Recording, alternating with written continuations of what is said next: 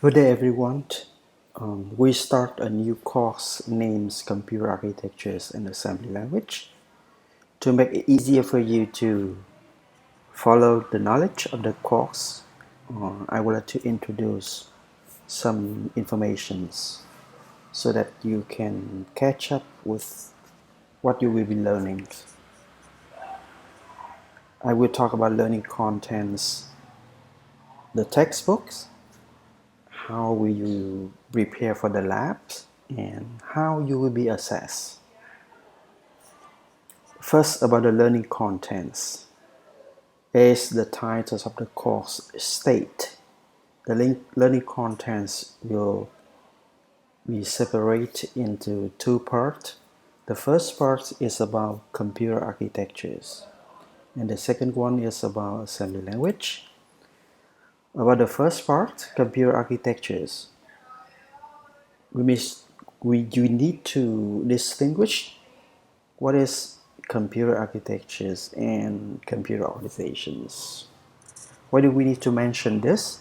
Because in the textbooks that I will introduce to you later, you will see that there is a textbook entitled Computer Architectures and Organizations. And in this course, we'll focus in computer architectures only. So we need to understand what is computer architectures, what are the different features between architectures and organizations. You will learn functional components of computers like the processors, the memories, this I/O systems, and the interconnections between those components. And you know, for the computer to work, we need to connect those components. And the CPU is a very fast one, while the memory is slower, in the same way as the I/O systems. So to make your system work efficiently, to get the highest performance, we need to balance between the fast CPUs and the slow memory as well as the slow I/O system. You will learn their performance and their interactions. You will learn also how to assess how fast your computers or the time you need to take for a programs to run on a single core system, or when you move it to a multi-core system, how much faster your programs. You can calculate it. Okay, in this part you also learn the operating principle of the computers at the lowest level, that is the instruction cycles and the interrupt mechanisms. You also learn the organizations of the CPUs register.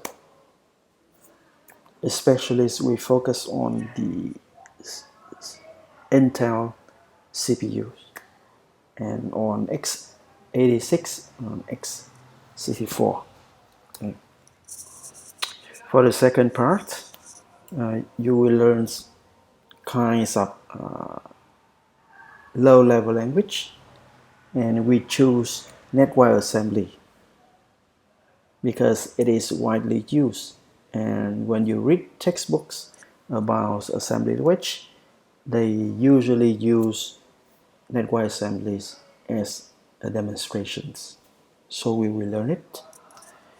Okay, and in NASM, we also learn something like programming structures or the basics elements of the programs, like the constants declarations, variables declarations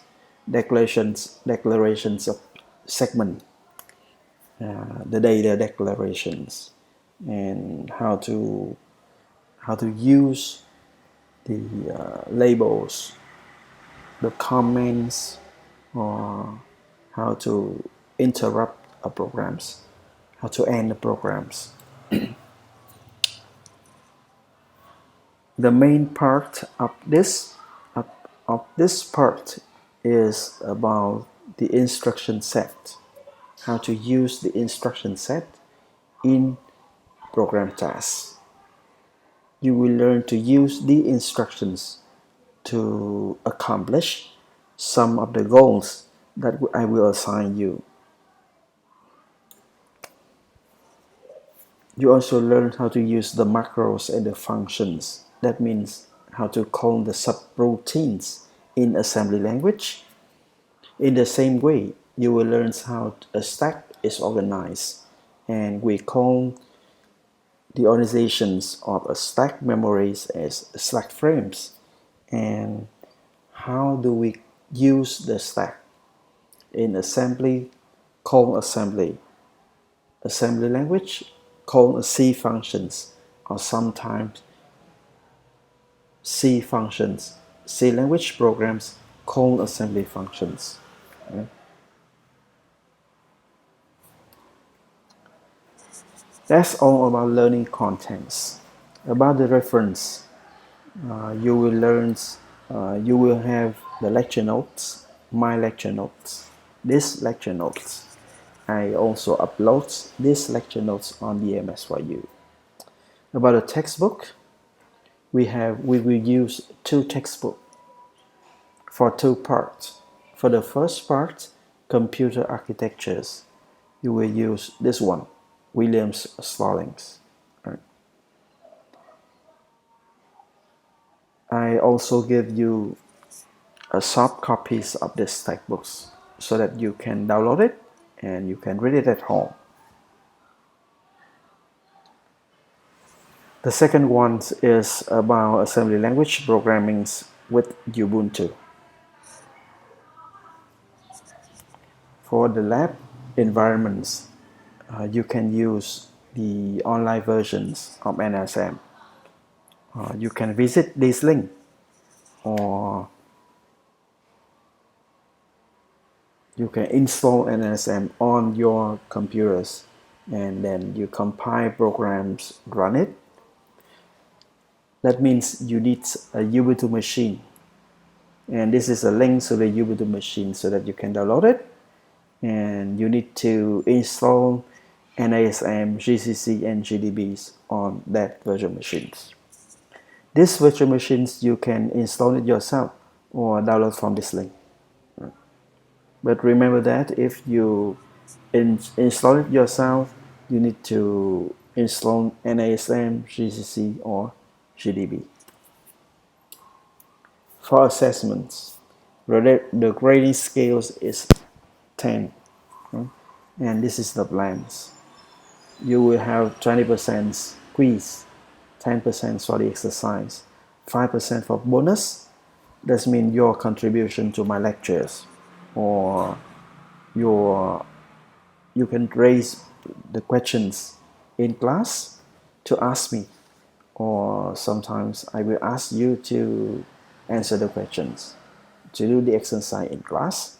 Okay, if you participate in class, you will get 5% of the bonus. For the midterms assessments, you also get 50% for group presentations. And those are the topics for presentations. For the final assessments, you may choose whether to do the projects, 50%, or to do the quiz. You will choose the quiz, to do the quiz, or to do the projects. It's up to you. All right. And we will decide this later. When you finish the learning contents, and if you think that you can do some things with assembly language, I will ask you to do the projects. But if you finish the learning contents, you feel that you are not sure that you can drive full-fledged assembly language programs, you can choose to finish this course with the quiz. So it's up to you. That's all information about our learnings, our course. I want to provide you. Thank you for listening.